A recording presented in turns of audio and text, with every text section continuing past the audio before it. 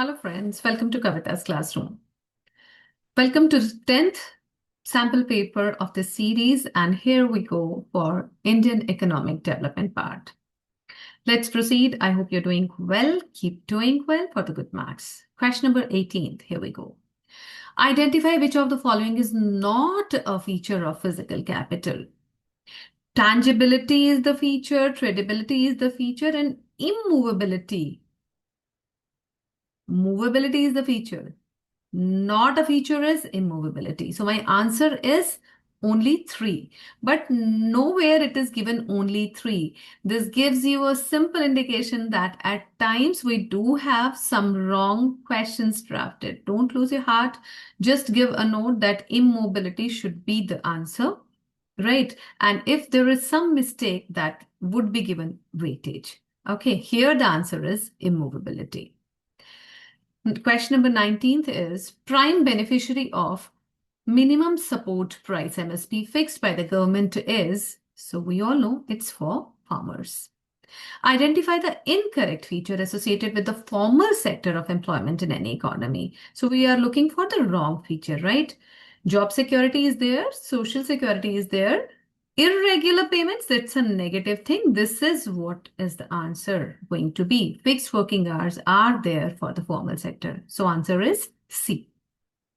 Question number 21 says, Statement 1, in order to address the problem of water and air pollution in India, the government of India had established Central Pollution Control Board. This is a true statement.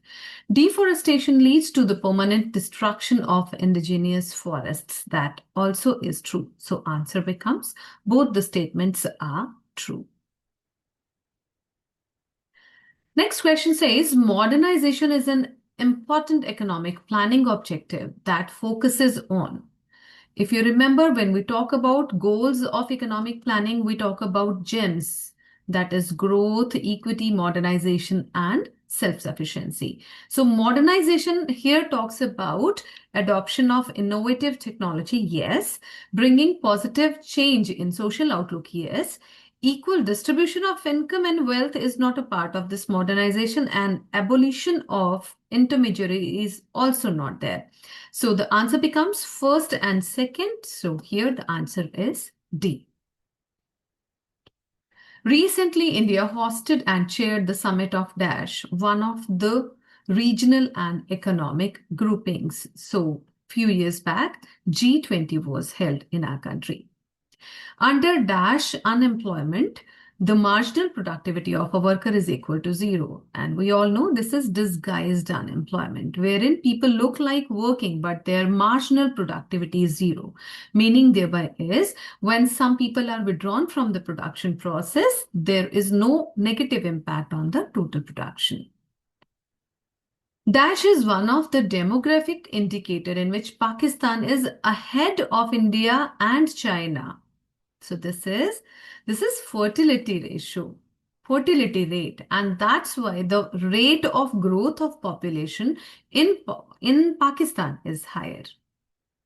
Outsourcing from India has become more intensified in recent times due to the expansion of Dash sector. Clear answer, it is IT. Suppose the percentage of casual workers rises in an economy as compared to the regular workers. This situation may be known as dash of the workforce. So this gives you a clear indication. This is called casualization. So my answer is C, only 2. Here we begin with the subjective part. Question number 28 for 3 marks with internal choice. So let's check out this first. Many economists believe that India paid a very heavy price for the British industrialization by becoming their feeder economy. Justify the statement with any one valid argument.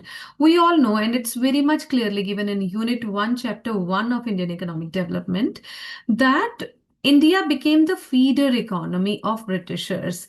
What Britishers did, they confined us to only the primary sector, means the agriculture part, and they simply created India as the market for their finished good. And all this intention was to give a boost to the industrial development in England. So this is how we can justify.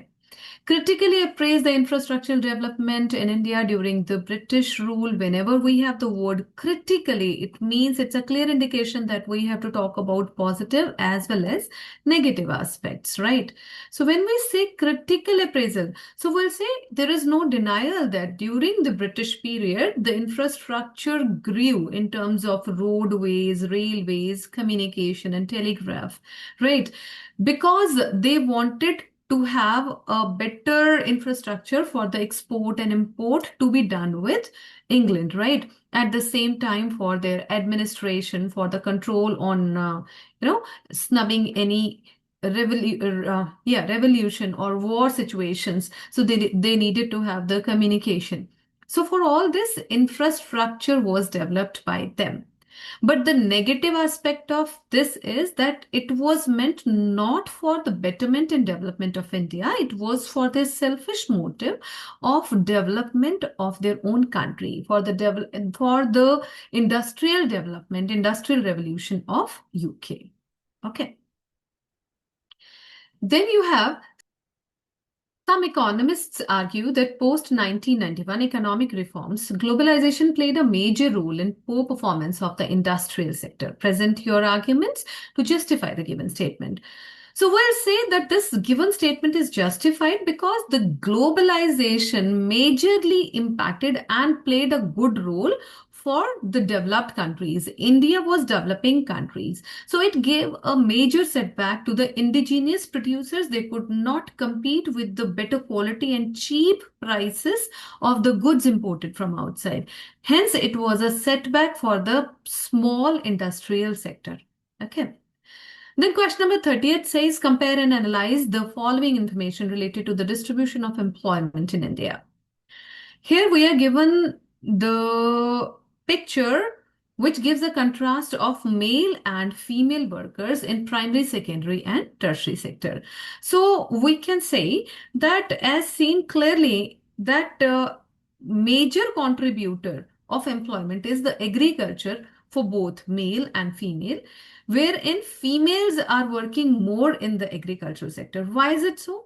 Because agriculture sector doesn't need much of skills and expertise and education. So it's a primary activity and people are out of the poverty and need to work for their own farms. All the females are mostly associated with this unskilled activity. Whereas when we talk about the secondary and tertiary sector, females are working lesser as compared to their male counterpart. And why are females lesser in those sectors? Because secondary and tertiary sector needs skills and education, which is less with the females of the society. Moving ahead, the next question says, question number 31, part A, state and explain any two steps undertaken by the government of India for the protection and promotion of SSIs. SSIs are very important. Why so? Because they they reduce unemployment. They are employment generating source for the economy, right? They reduce the inequality of wealth, inequality of regional differences, right? So how government protected? By giving them reservation, by giving them discounts in terms of tax benefits, easy availability of electricity, water, land wherever was required. So this way government tried to promote SSIs. Or part says elaborate the role of land sealing as the institutional reform in agriculture sector during the planning period of India.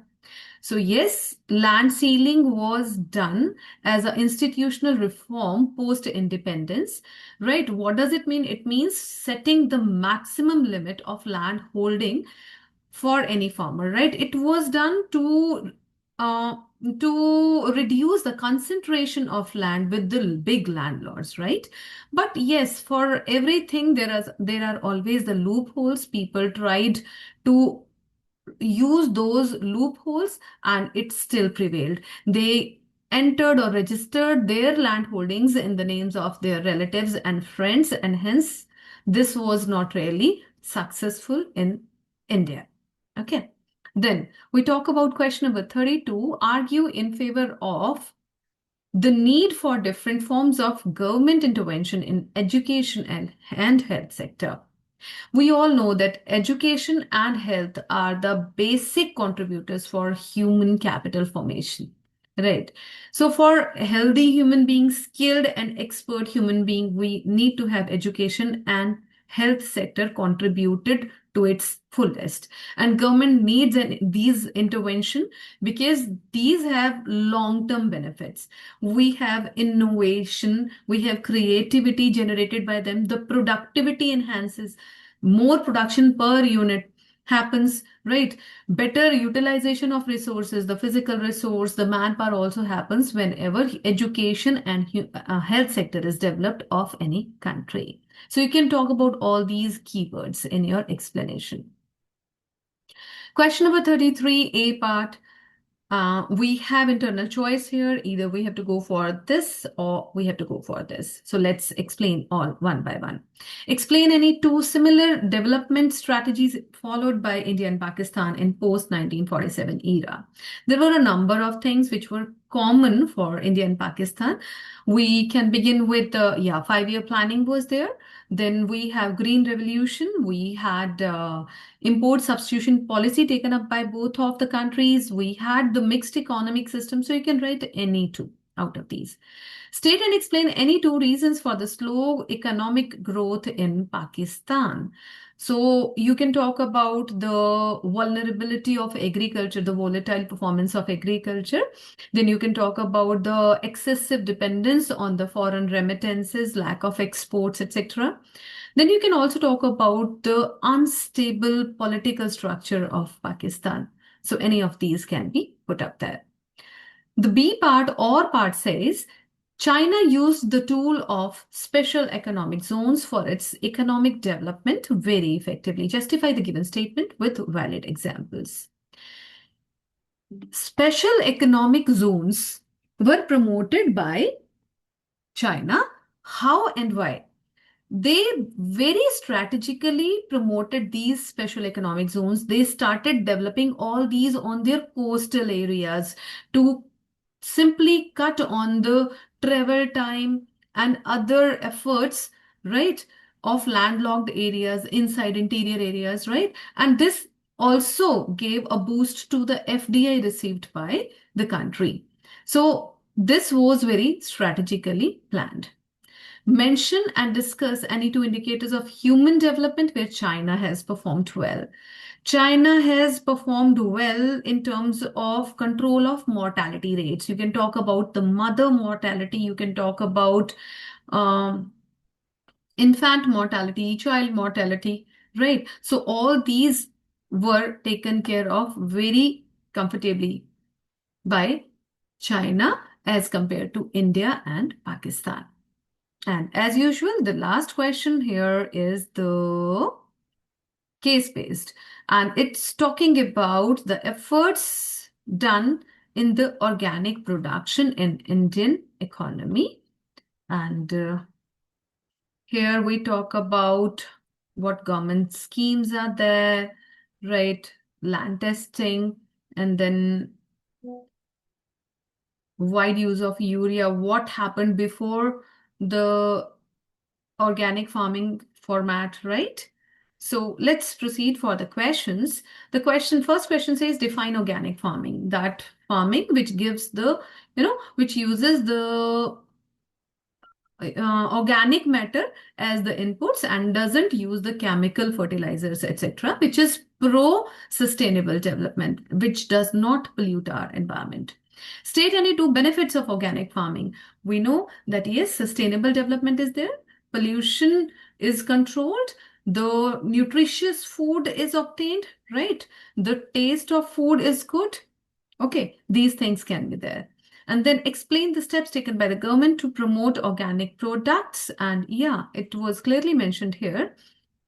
State the steps, right? So government is government has decided to set up the cooperative society in all the panchayats, which will ensure that central government schemes reach the farmers. This is one point you can very much give.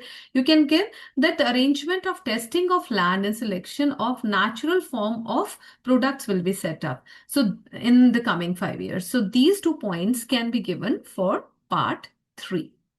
So this way we are done with this paper also. I welcome all your doubts and queries to comment if you need any sort of help. With this, we close the session here. Till then, next we'll see each other again in the next paper. Till then, see ya. Goodbye.